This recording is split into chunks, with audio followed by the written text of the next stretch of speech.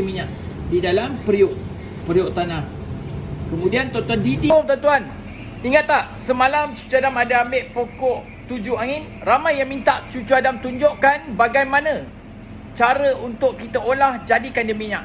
Tuan-tuan lihat ni. Cucu Adam ni pokok tujuh angin ataupun pokok kayu putih. Ada yang panggil bunga putih, ada yang panggil kayu putih. Cucu Adam kenal pokok ni dengan nama pokok tujuh angin. GERD, gastrik, medu sangat Cucu Adam suggestkan. Ni dia. Salah satu petua yang mudah untuk kita olah, salah satu cara yang mudah untuk kita keluar daripada GERD, medu, tujuh angin, pukul angin, angin sesat.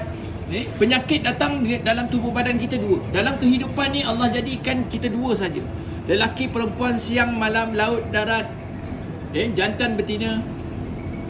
Allahumma salli ala Muhammad. Besar, kecil. Allahumma salli ala Muhammad. Tuan-tuan, penyakit pun Allah jadikan dua punca dia. Yang mana angin jahat, darah kutub. Angin jahat, darah kutub. Angin kalau datang sengit tubuh badan. Angin kalau serang tubuh badan kita, sengit tubuh badan.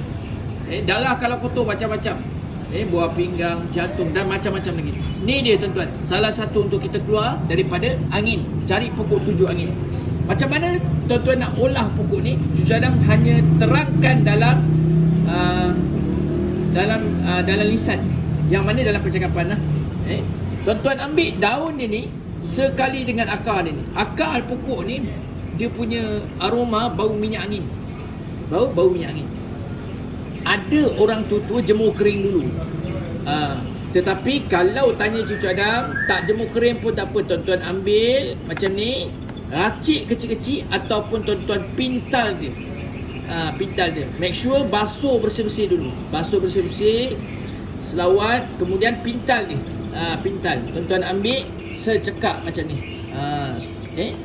Nisbah dia secekak genggaman kita, secekak macam ni. 1 liter minyak. Secekak macam ni, minyak 1 liter. Masukkan dalam periuk tanah. Jika tak ada periuk tanah, tuan-tuan pakai periuk biasa dia. Kalau dapat periuk tanah, lebih baiklah.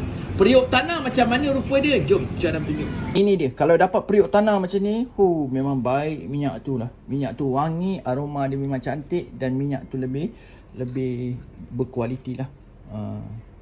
Alright, kalau ada periuk tanah macam ni, lebih baik. Ulang, nisbah dia 1 cekak minyak 1 liter. Minyak kelapa dara boleh, mineral oil boleh, minyak kelapa boleh, minyak masak boleh, ikutlah nak pakai minyak apa pun.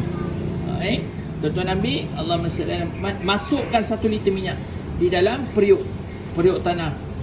Kemudian tuan-tuan didihkan, api terslow dia. Api jangan besar-besar. Kalau api besar, dia akan goreng akar, dia akan goreng pokok ni. Dia jadi hangit, minyak jadi tak cantik, lentuk. Minyak jadi rosak lah. Boleh pakai tetapi kualiti rendah. Sebab tu minyak api kena slow, betul-betul slow. Paling slow. Tuan-tuan didihkan dalam masa 6 jam. 6 jam. 3 jam boleh tak tuan? 6 jam lama sangat. Boleh, bukan kata tak boleh. Kalau dapat 6 jam lebih baik. Minyak kita dia jadi semua pecah ni. Urat-urat dalam ni semua pecah. Buat minyak ni tuan-tuan ada 2 kaedah. 1 kaedah masak, 1 kaedah perap.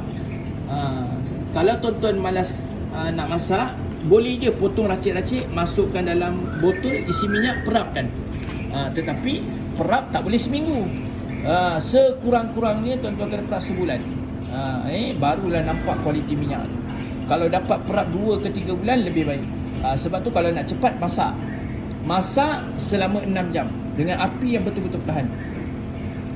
Selepas dah masak, tuan-tuan perapkan semalaman. Selepas 6 jam, api yang slow, selama 6 jam, perapkan semalaman. Biarkan semalaman.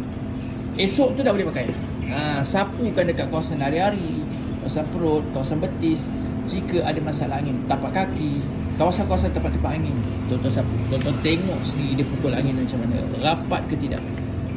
Ni petua yang sangat lama. Cucu Adam belajar minyak, bukan belajar di kaki 5. Cucu Adam belajar minyak dengan Allahumma salli ala Muhammad, orang yang memang mahir tentang masak minyak. Allahumma salli ala Muhammad wa ala ali Muhammad. Tuan-tuan, wallahi petua ni sangat-sangat baik.